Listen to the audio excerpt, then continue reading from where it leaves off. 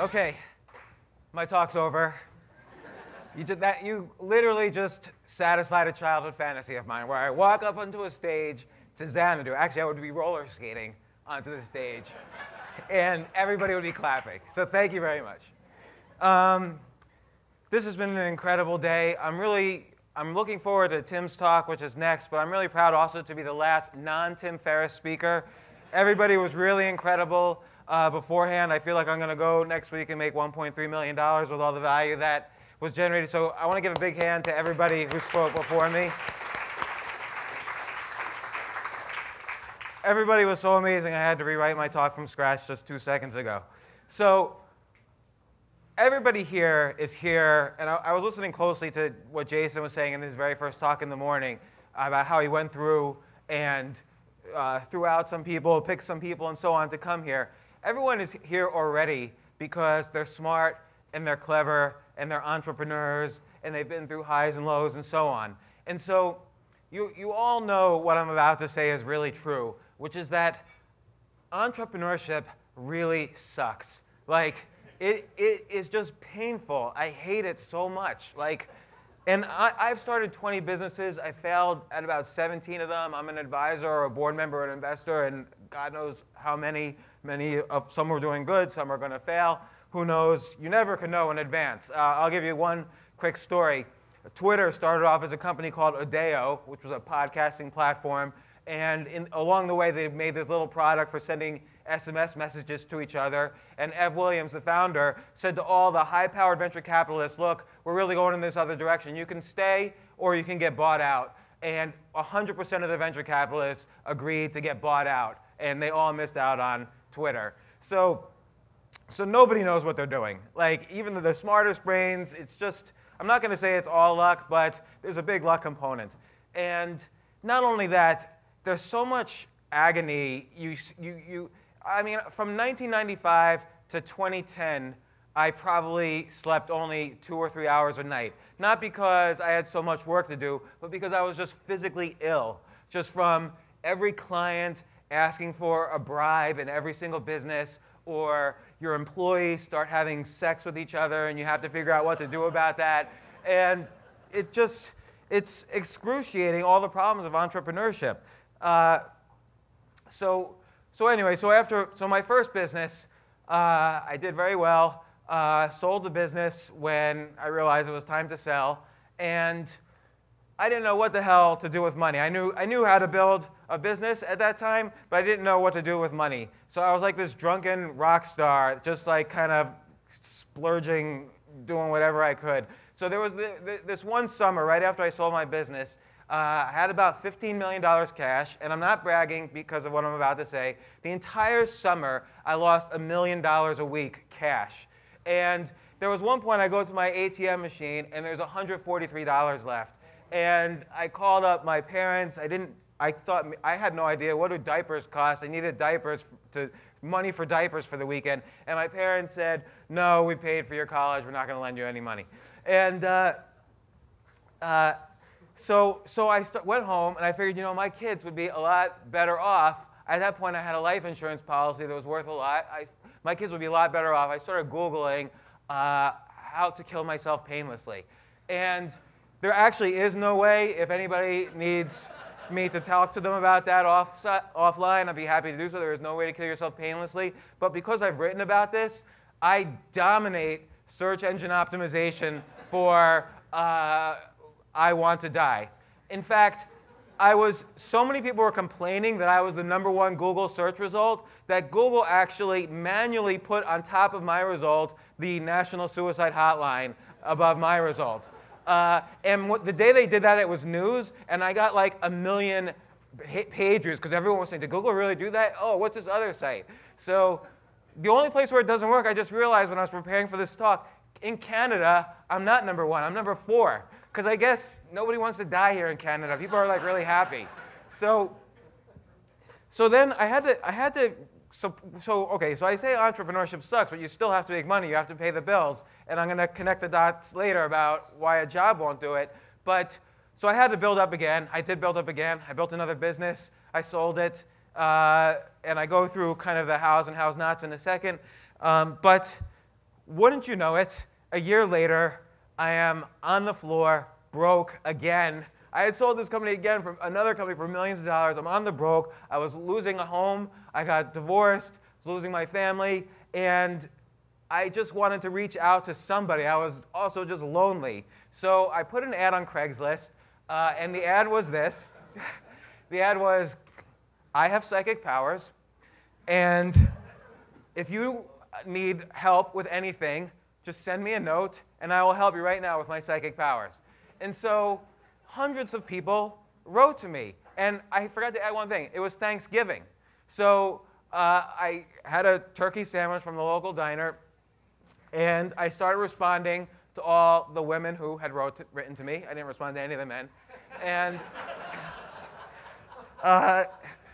you might be wondering at this point, did I actually end up having sex with any of these women? And look at me. The answer is no. So finally, I had to say, this just sucks. Like, why do I keep hitting the lottery and then blowing it all? And it's the very first talk, Soli said, there's success and there's greatness. And oftentimes you think success is what you're after. But I kept finding I would fix myself there. Like, okay, the job is done. I'm a full human being now. I made $10 million. I'm done. And the reality is you're going to instantly fail after that. And that's what was always happening to me. So I decided to just systematically do what I always did on the way up, and it works. And I don't mean to give, this is not self-help advice. Do what you want. You're all smart. So this is what I did. So I started to eat better. I started to sleep better. I started to actually sleep more than 3 hours a week. Like, people would tell me, oh, no, I only sleep 3 hours a week. That is, you're mentally ill then if you only sleep 3 hours a week. So emotionally, I decided to only be around positive people. It didn't matter who it was. I had very high criteria. Anybody who was around me had to love me, and I had to love them. So that was it. And I'm grateful that I had a group of people like that, and I was able to eliminate all the people who weren't like that. It was very important. If you stop for a second and you think of the 2 or 3 people in your life you're most grateful for, I don't care about them.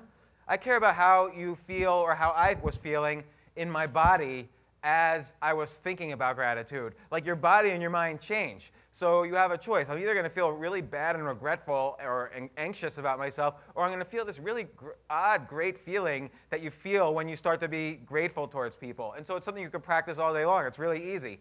So the other thing I did was I bought 100 waiter pads. And you can buy them online, like or webrestaurantsupplies.com, for 10 cents a pad. They're great for just writing down ideas, and you can't write like a whole novel on them. So I would write down 10 ideas a day, business ideas, book ideas, article ideas, and 10 people I wanted to introduce to each other.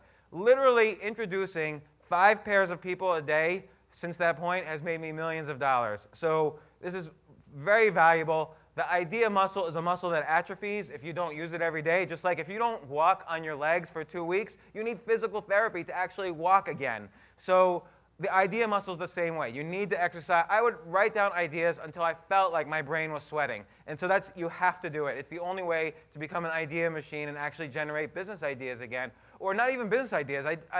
You don't even need to start a business to make money or to be an entrepreneur. You could connect people. You could be in the middle. You could advise people. You could invest wisely. So there's many ways to make money. So